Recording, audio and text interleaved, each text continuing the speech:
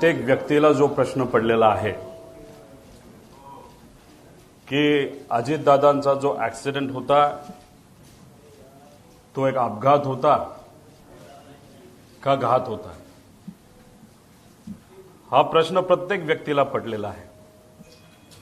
काल मुंबईकडे येत असताना पिंपरी चिंचवडमध्ये जेव्हा माझी गाडी स्लो झाली, सिग्नल लागलं होतं,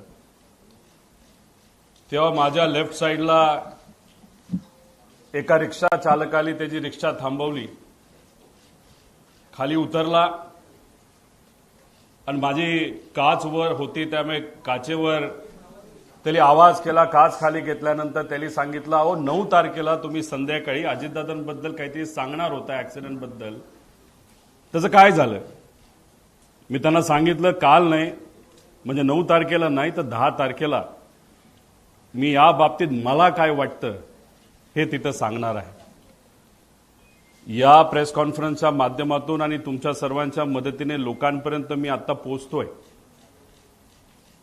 काही लोकांनी भावनिक होऊन काय व्हिडिओ टाकलेत, ते व्हिडिओ कसे आहे की दादा परत येतील। 6 जण विमानामध्ये होते, 6वे व्यक्ती दादा होते। जी बॉडी तिथं सापडली ती दादांची नव्हतीच। दादा आज येतील, उद्या येतील। मला त्यांना सांगायचं आहे की आज जर दादा परत आले तर मी सुद्धा त्यांना घट्ट मिठी मारेल। पण ऍक्सिडेंट झाल्यानंतर 6 दिवस दररोज जेव्हा मी उठत होतो तेव्हा मला असं वाटत होतं काहीतरी घाणेरडं स्वप्न मी तिथं बघितलेलं आहे की दादांचा ऍक्सिडेंट झाला आणि ते फक्त स्वप्नच होतं आणि खऱ्या अर्थाने ही गोष्ट घडली नाही असं कुठेतरी मला तिथं वाटत होतं। अक्षरशः अश्रू होतं, कुणी निशब्द झाले होते, कोणाला काहीच बोलता येत नव्हतं।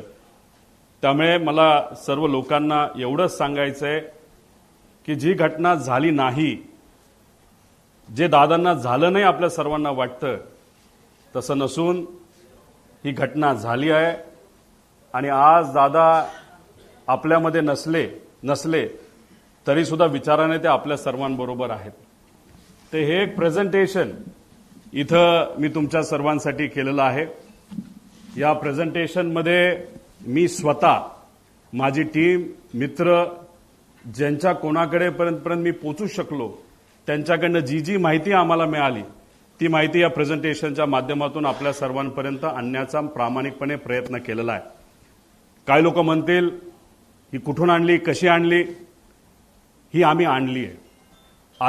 अजितदादांच्या प्रेमापोटी ही माहिती आम्ही गोळा केलेली आहे। मी सरकारमध्ये नाही, आम्ही सरकारमध्ये नसलो तरी जे काही जमलं, कारण का शेवटी दादा असतील, साहेब असतील, आम्हा सर्वांना एवढंच सांगितलेलं आहे की प्रयत्न करत राहावा आणि तो प्रयत्न या प्रेझेंटेशनच्या माध्यमातून हाच केलेला आहे की खरं काय घडलं याची माहिती लोकांना पाहिजे, आम्हाला माहिती पाहिजे, म्हणून हा प्रामाणिक असा प्रयत्न तिथं केलेला आहे। माझ्यासारख्या छोट्याशा कार्यकर्त्याला जर एवढं जमत असेल तर मला असं वाटतं की जर सगळ्या रिसर्च एजन्सीज, इन्व्हेस्टिगेशन एजन्सीज जर सरकारली नाही तर सरकारमध्ये असणाऱ्या लोकांनी जर लावल्या तर लवकरात लवकर आपल्याला या बाबतीतलं रहस्य त्या ठिकाणी कळू शकतं। सुरुवात करत असताना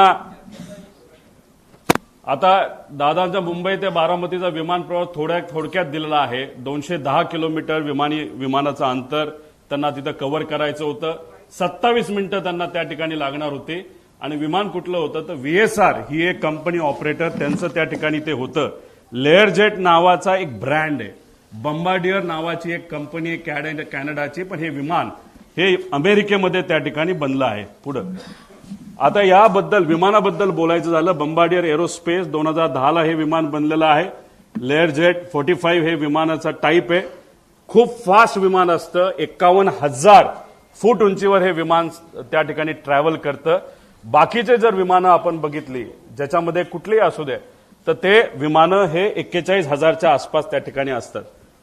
आता हे विमान लेअरजेट 45 असं त्या ठिकाणी दिसतं। त्याचे इंटरनल पार्ट्स हे मी तुम्हाला इथं दाखवलेत। अंदाजे अजूनपर्यंत आम्हाला कळलेलं नाही, पण अंदाजे या बाजूला म्हणजे लेफ्ट साइडला दादा इथे कुठंतरी त्या ठिकाणी बसले असावेत। या सेक्शनमध्ये आपल्या बॅगा नाहीतर अतिरिक्त जो काय आपल्या बरोबर सामान असतं हे सामान या भागामध्ये त्या ठिकाणी ठेवलं जातं. इथं पेट्रोल म्हणजे ह्या पेट्रोलच्या टाक्या आहेत असं आपल्याला समजायला काय हरकत नाही. बाकी डिटेल जर कोणाला पाहिजे असतं तर